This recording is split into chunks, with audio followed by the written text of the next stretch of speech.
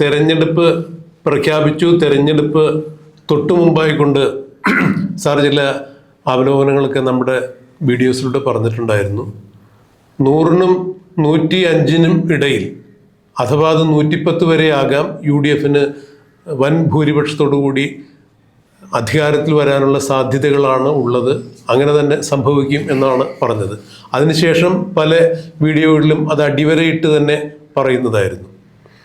ഇപ്പോൾ വോട്ടെണ്ണൽ തുടങ്ങിക്കഴിഞ്ഞു. ഏതാണ്ട് 5 റൗണ്ട് വീതം എല്ലാ മണ്ഡലങ്ങളിലും വോട്ടെണ്ണൽ പൂർത്തീകരിക്കുമ്പോൾ തെളിയുന്ന ചിത്രവും സാറ് പറഞ്ഞതിൻ്റെ ആ ഒരു ഫിഗറിനോട് അടുത്തേക്ക് UDF ഭൂരിപക്ഷം വരുന്നു, അല്ലെങ്കിൽ സീറ്റുകൾ വരുന്നു എന്നുള്ളതാണ്. ഇവിടെ എടുത്തു പറയേണ്ട മറ്റൊരു കാര്യം, അതായത് കഴിഞ്ഞ 5 വർഷമായി UDF നിന്നും, അല്ലെങ്കിൽ കോൺഗ്രസിൻ്റെ അണികൾക്കും പ്രവർത്തകർക്കും ഇടയിൽ നിന്ന് ഗ്രൂപ്പ് സമവാക്യങ്ങൾക്ക് അതീതമായി തന്നെ പേരുദോഷം, പഴികൾ കേൾക്കേണ്ടി വന്ന ഒരു നേതാവാണ് VD സതീശൻ. ഒരുപക്ഷെ പ്രതിപക്ഷ നേതൃസ്ഥാനത്തിലേക്ക് വരുന്നതിന് മുമ്പ് രാഷ്ട്രീയത്തിൻ്റെ അധികാര കേന്ദ്രങ്ങളിലൊന്നും അദ്ദേഹത്തെ കാണാൻ സാധിച്ചിട്ടുണ്ടായിരുന്നില്ല എന്നാണ് എൻ്റെ ഒരറിവ്.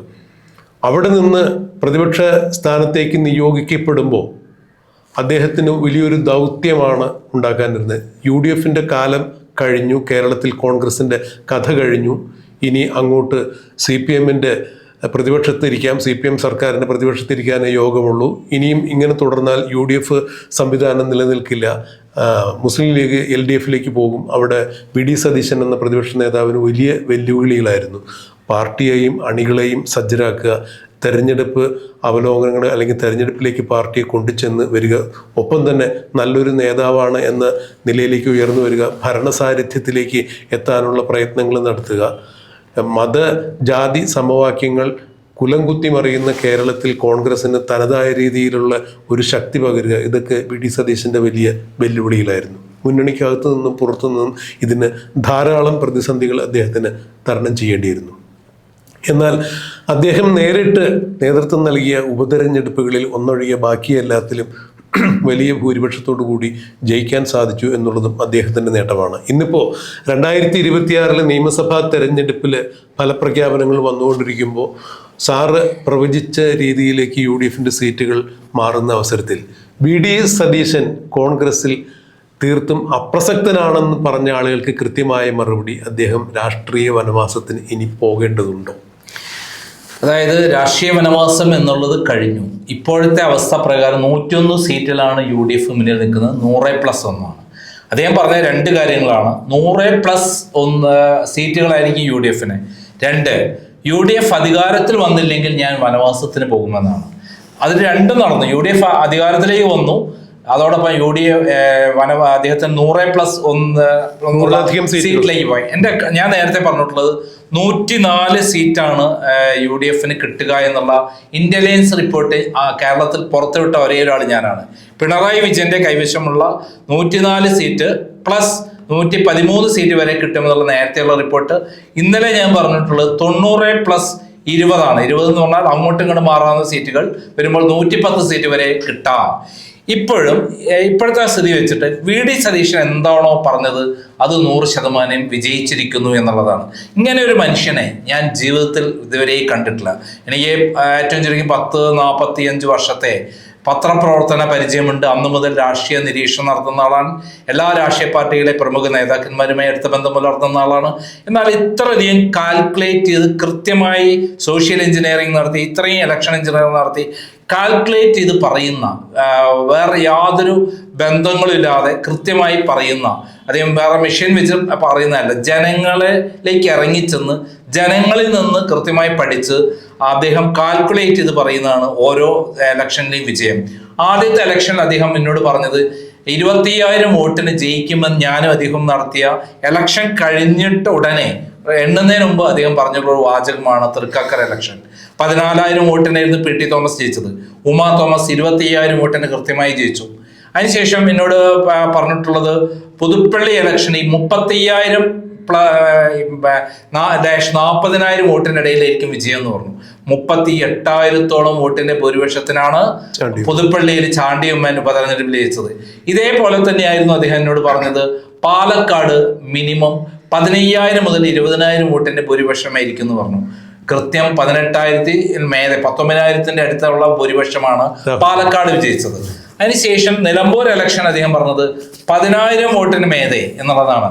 അവിടെ 12,000 വോട്ടിന് ജയിച്ചു എന്ന് മാത്രമല്ല, PV അൻവർ അവിടെ അദ്ദേഹം എടുത്ത നിലപാട് PV അൻവറുമായി യാതൊരു ബന്ധവും UDF ഇല്ല, ഒറ്റയ്ക്ക് നിന്ന് UDF ജയിക്കും, അതവിടെ അദ്ദേഹം പ്രൂവ് ചെയ്തു. പിന്നെ ശേഷം ഇപ്പൊ തദ്ദേശ സ്വയംഭരണ തെരഞ്ഞെടുപ്പിൽ അതേപോലെ ലോക്സഭാ ഇലക്ഷനിൽ അദ്ദേഹം കാൽക്കുലേറ്റ് ചെയ്ത് കൃത്യമായി പറഞ്ഞിട്ടുള്ള കണക്കുകളാണ് നമ്മളെ മുന്നിലേക്ക് വന്നിട്ടുള്ളത്. കേരളത്തിലെ 4 കോർപ്പറേഷൻ പിടിച്ചെടുക്കുന്ന അദ്ദേഹം മുൻകൂട്ടി പറഞ്ഞതാണ്. കൊല്ലവും തൃശ്ശൂരും കണ്ണൂരും എറണാകുളവും പിടിച്ചെടുക്കും അദ്ദേഹം പറഞ്ഞിരുന്നു. ബഹുഭൂരിപക്ഷം മുനിസിപ്പാലിറ്റി പിടിച്ചെടുക്കുമെന്ന് പറഞ്ഞിരുന്നു. പഞ്ചായത്തുകളും ബഹുഭൂരിപക്ഷം പിടിച്ചെടുക്കുമെന്ന് പറഞ്ഞിരുന്നു. അതുപോലെ സംഭവിച്ചിരിക്കുകയാണ്.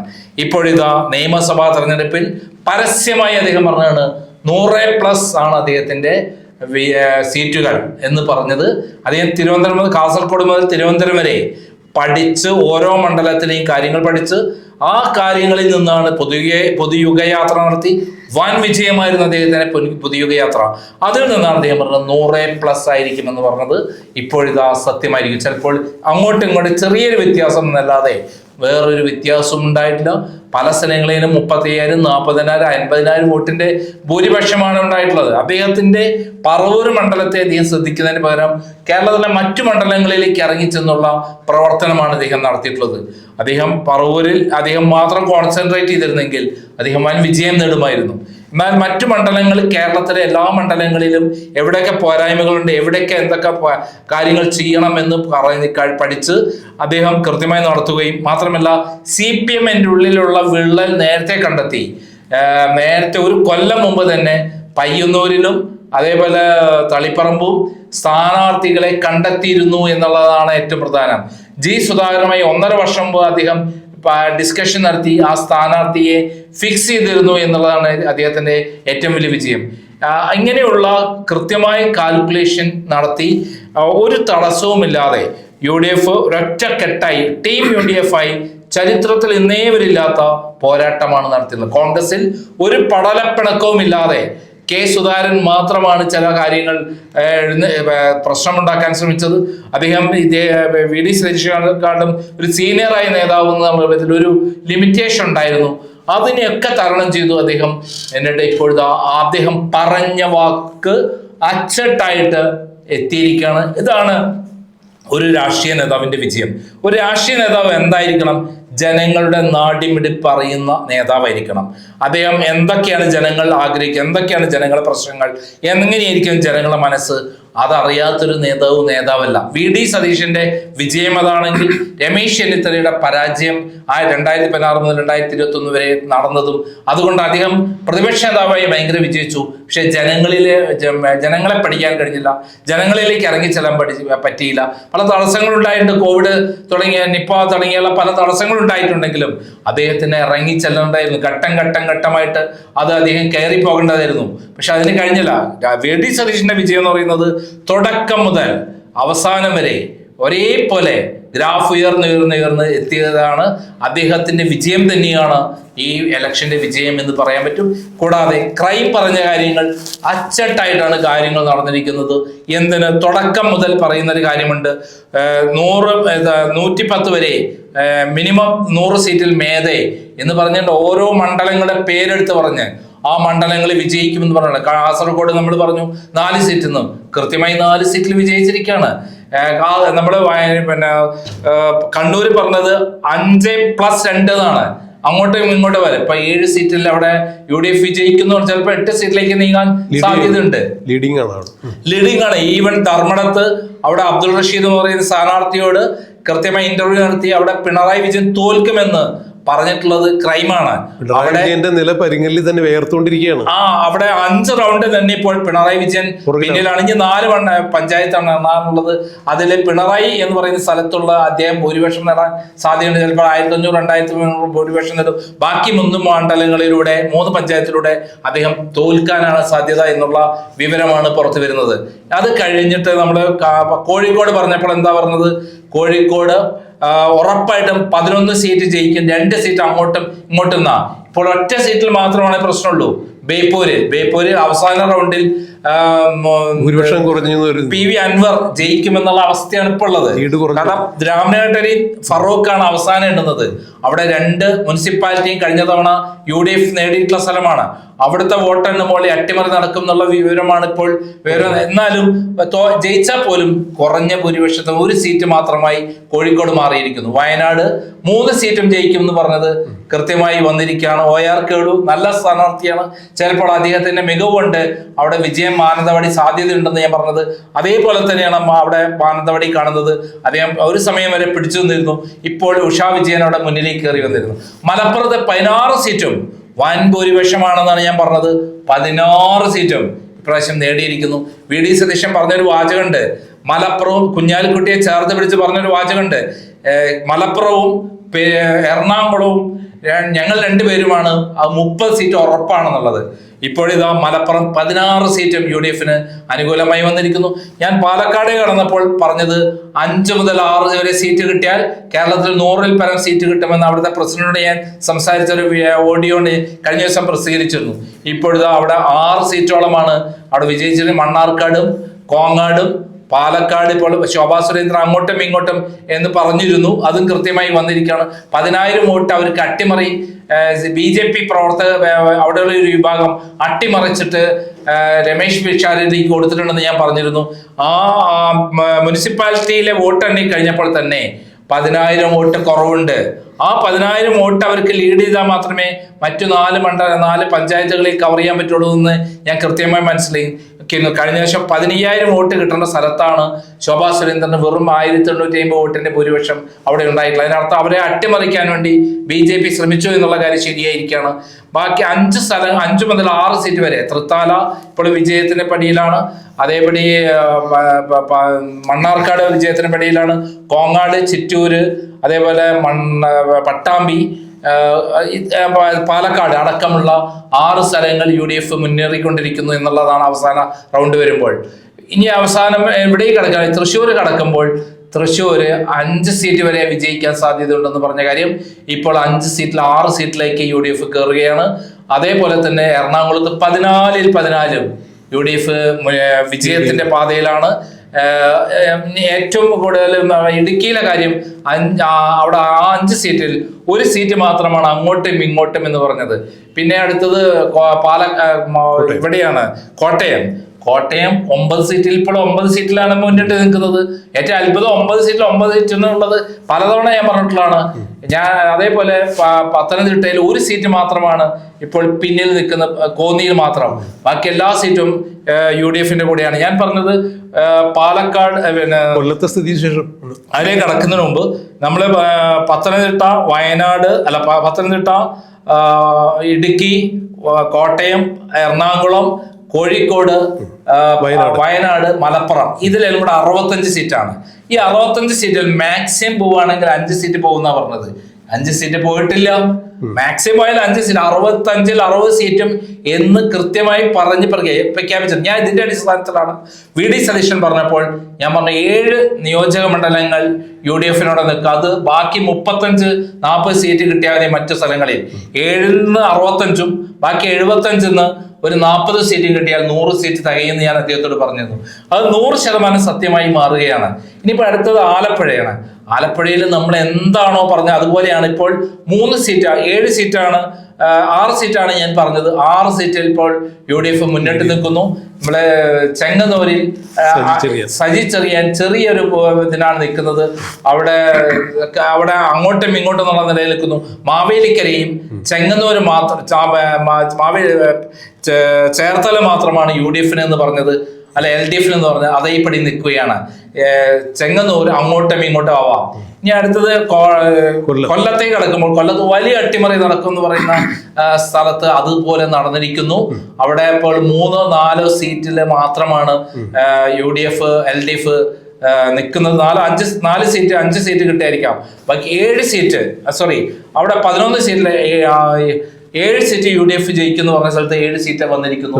പിന്നെ ചെറിയൊരു വ്യത്യാസം ഞാൻ പ്രത്യേകമായി പറഞ്ഞോളൂ, തിരുവനന്തപുരത്താണ്. പ്രവചിക്കാൻ പറ്റാത്ത ഒരു വിധത്തിലാണ്. അവിടെ ഇപ്പോൾ 6 സീറ്റിൽ UDF മുന്നിട്ട് നിൽക്കുന്നു എന്നുള്ള വിവരമാണ്. അത് ഏകദേശം കൃത്യമാകും. അപ്പൊ നമ്മൾ എന്താണോ പറഞ്ഞ് എണ്ണം പറഞ്ഞ് സീറ്റ് പറഞ്ഞ് ഏത് മണ്ഡലം എന്ന് പറഞ്ഞ് കൃത്യമായി വിലയിരുത്തി ക്രൈം പറഞ്ഞത് സത്യമാണ്, VD സതീശനും പറഞ്ഞ സത്യമാണ്, ഇന്റലിജൻസ് റിപ്പോർട്ട് ഒരു ഒറ്റക്കുട്ടി റിപ്പോർട്ട് ചെയ്യാത്തതാണ്. കൃത്യമായി പിണറായി വിജയന്റെ കൈവശം അങ്ങനെ ഒരു റിപ്പോർട്ട് ഉണ്ടായതുകൊണ്ടാണ് പിണറായി വിജയൻ വീട്ടിൽ പോയിരിക്കുന്നത്.